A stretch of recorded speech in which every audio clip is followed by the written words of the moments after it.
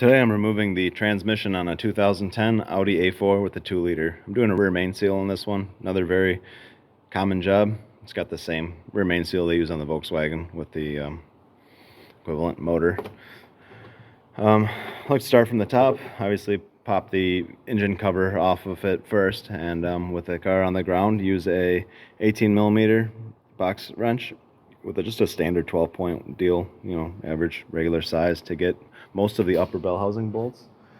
And you're going to need a short extension with a 18mm 12-point socket like this with a 3/8 flex head. Works great to get one of the upper bell housing bolts, because there's a kind of a bracket in the way back here. You can see this. Sorry, my light's bad. Yeah, you can see that right here there's a bracket. So to get kind of in the back of it, to get the upper bell housing bolt closer to the driver's side, you're going to need that. So the other one's open end wrench. They're aluminum bolts, so you should just replace them every time. I think Audi technically says you can reuse them once, but I like to just replace them every time. It's not worth it, and you can buy the whole set at the dealer for not that expensive. So yeah, what I like to do is all the upper bolts, just lay them out on your cowl cover here, just in the order that they are on the bell housing, just to make things a little bit easier. It takes some of the you don't have to think about it then when you're sticking it back together.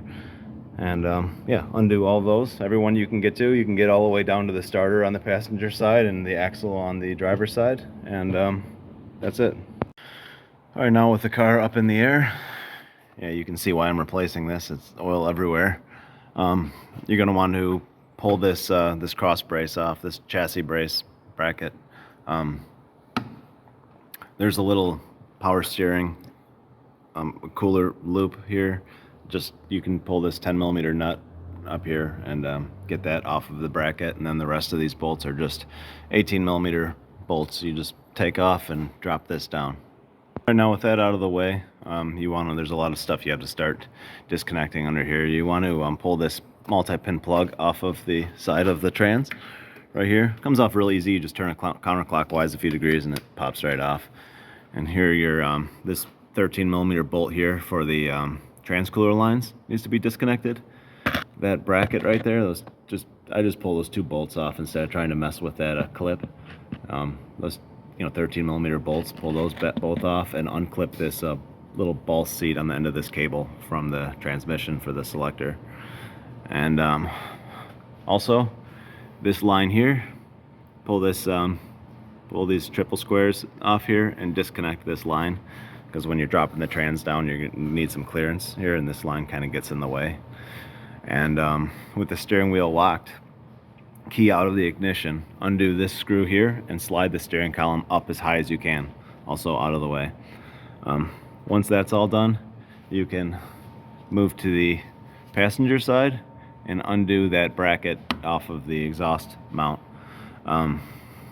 Just take these two 13mm screws off for the bracket, and then take this bolt off up here, and then for the little spring mount, so you can pull that whole thing off altogether instead of kind of trying to disassemble it in place.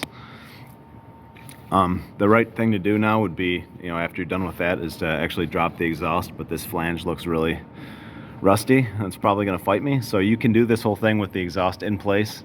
It's a little bit, it's not quite as nice of a job doing it that way, but you're not going to break that flange and have a big problem on your hands. So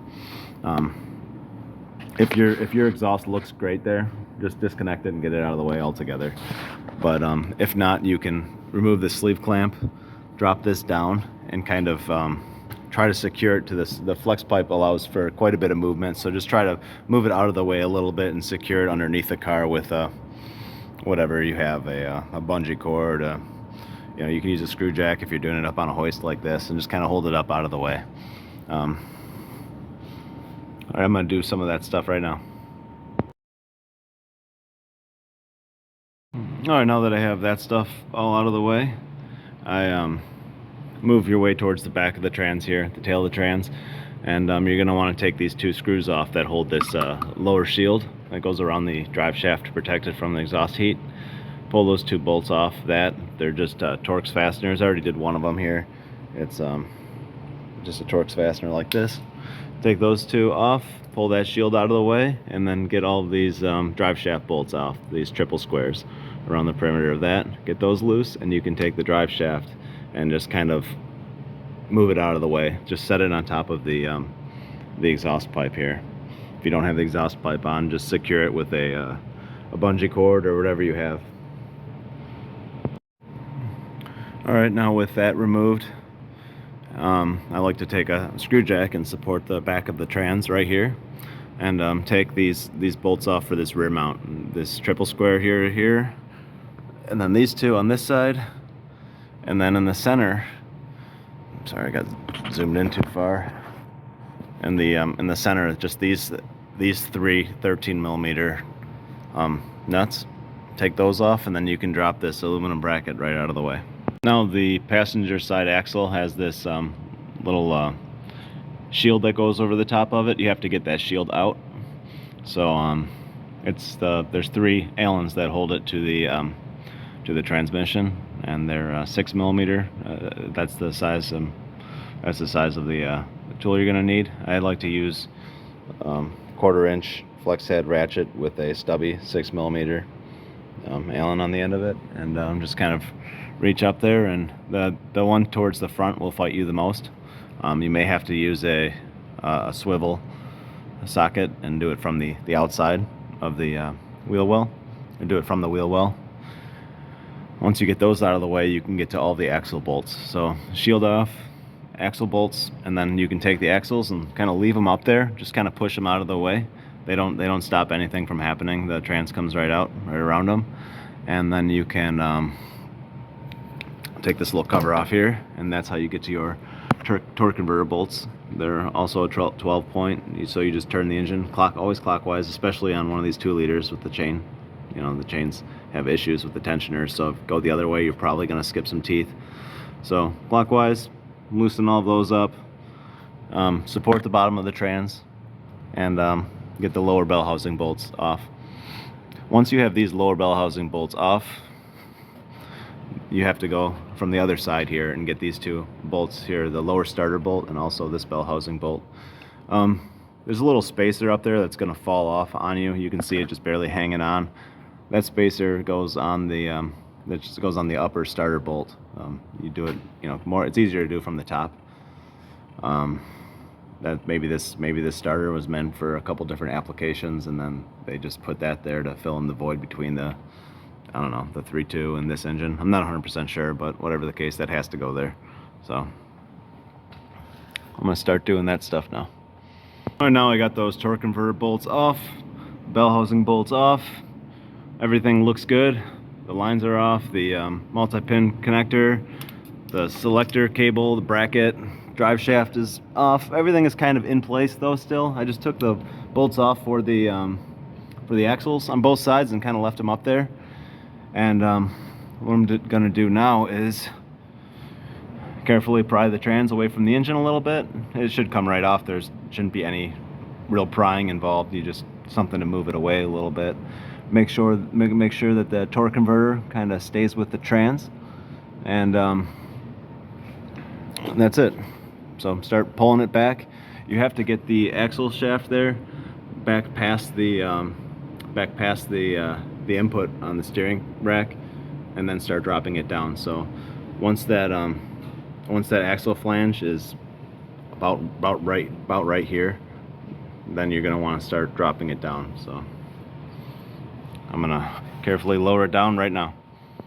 All right, you can see as I'm lowering it down, I just pulled it back just far enough to get the axle flange on the driver's side past the steering shaft. So once that's there, then the rest is just look at everything. This clears on this side with the shield and everything else in place, and the drive shaft can be left up there. Just kind of keep it off to the side, and then everything can just be carefully lowered down. These transcooler lines, you may have to push on those a little bit and just keep an eye on them. Make sure they're out of the way too, and drop it straight down. So once you get back down a few inches, you're gonna have to, this is all loose, the cooler for the power steering, but you're gonna want to pull it back so you're not just hooking on that and pulling it, use your common sense with that one. And that's it. So I'm going to lower the trans down and I'll show you what that looks like. All right, there it is, the trans out. You can see this flex plate here. I'm just gonna impact off these flywheel screws for this flex plate, pull that out of the way, and replace the rear main seal. When you're putting it back in, just make sure the torque converter is pushed all the way back into place. Spin it around, push it in, wiggle it, make sure it's all the way home, and that's it. The rest is just kind of reverse procedure. It's a good idea to put a strap around this trans.